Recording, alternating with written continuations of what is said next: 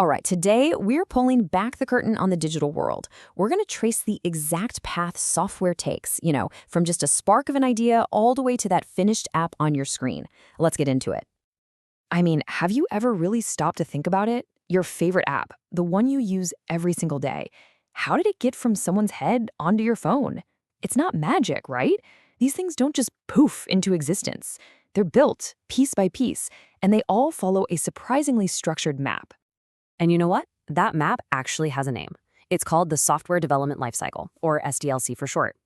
The easiest way to think about it is like a master plan. It's the framework that guides pretty much any tech project from that first idea to launch day, and even what happens after. It's basically the universal language for how we build technology. So, every create journey has to start somewhere, right? You need a destination. And in the world of software, that very first step is all about creating the blueprint. It's about figuring out, what are we actually building here? And honestly, you could argue this is the single most important phase of the whole thing. I mean, think about it. You would never, ever build a house without a detailed set of architectural plans, would you? Of course not. And it's the exact same for software. This is the stage where teams have to ask all the big questions to nail down the goals, the features, the why behind the project. Because if you get this part wrong, well, the whole thing could come crashing down later. And you know what's kind of fascinating about this? The sheer discipline involved. This isn't just a bunch of people in a room throwing ideas at a whiteboard. No, it's a super structured process. We're talking meetings, tons of documentation, real planning. The whole point is to get rid of any guesswork and make sure everyone involved signs off on the plan before a single line of code gets written. And trust me, this one step saves so much headache and wasted time later on. Okay, so the blueprint is done. Everyone's agreed on it now. How do you actually build this thing? And right here, there's a huge choice to make, kind of like a fork in the road. Are you going to follow that plan to the absolute letter, or are you going to build it in a way that lets you change and adapt as you learn more? And this really shows you the two main philosophies. On one side, you've got the predictive approach. You'll often hear it called waterfall. This is for when you know exactly what you need, and it's not going to change.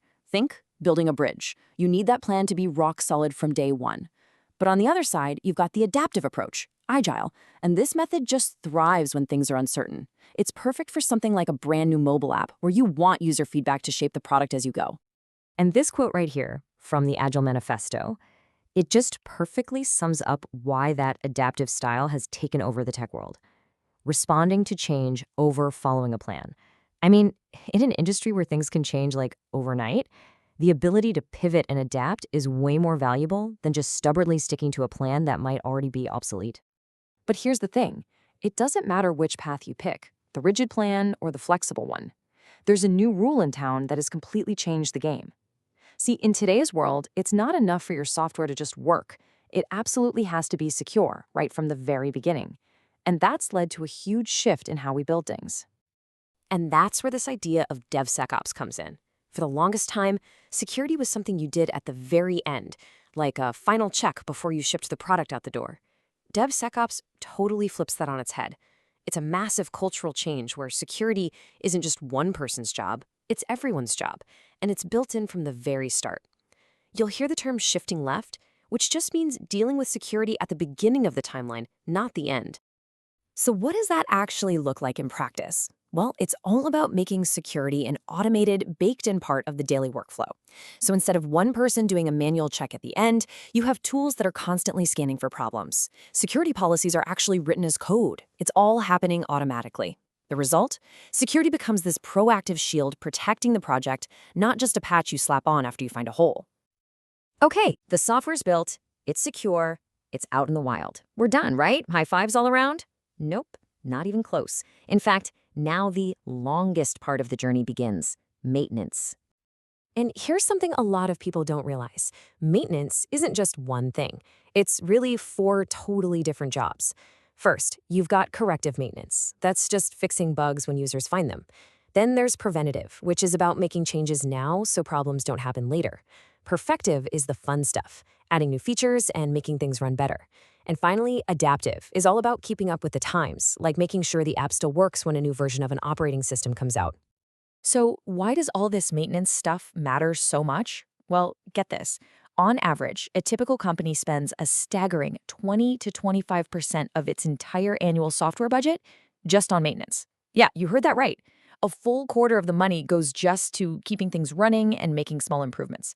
It is a massive ongoing cost. Okay, so we've covered the whole journey, from that initial spark of an idea all the way to long-term care.